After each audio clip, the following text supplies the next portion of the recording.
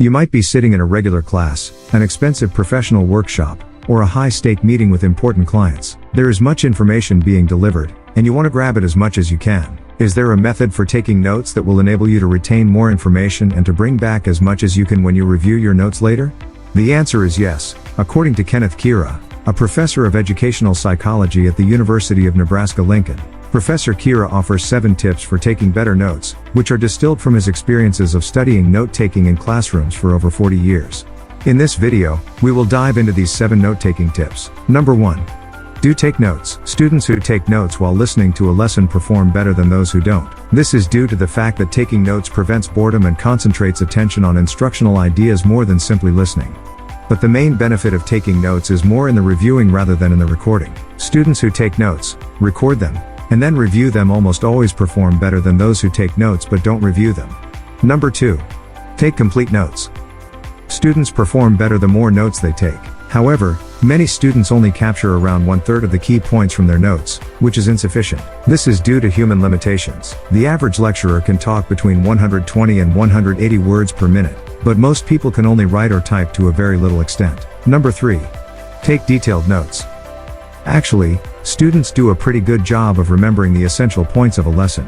They struggle to remember the key points though. Take a look at this paragraph, which one study uses to examine missing details from the perspective of 4 levels of details.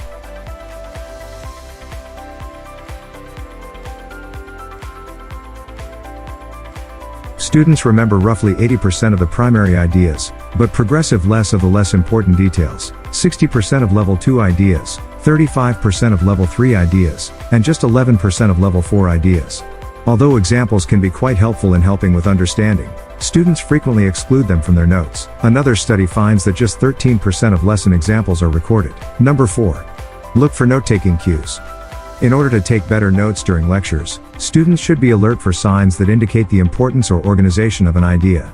Verbal importance cues include statements like, "Note this. This is highly significant," and similar expressions.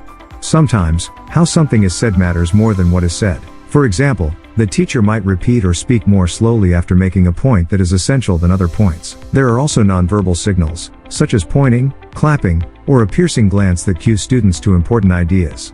Number 5. Revise your notes.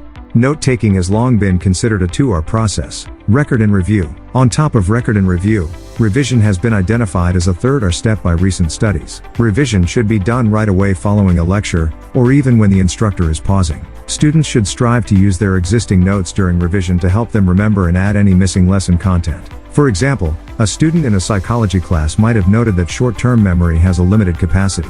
The student might recall that something related was discussed during revision, which is short-term memory holds just 7 items. This is then added to the notes and would reinforce the understanding. Number 6. Replay lectures.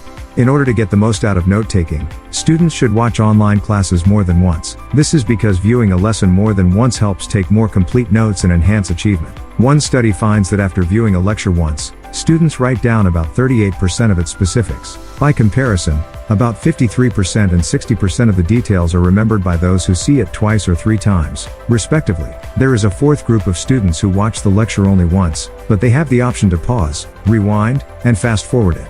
Guess what? They record around 65% of the lecture details. Number 7. Take handwritten notes. There are 2 benefits to taking notes on paper as opposed to on a laptop. First, one study finds that students who use computers in class multitask frequently, which reduces note-taking and lowers success. The multitasking students report using their laptops for non-class activities, such as browsing the internet, playing games, and checking emails.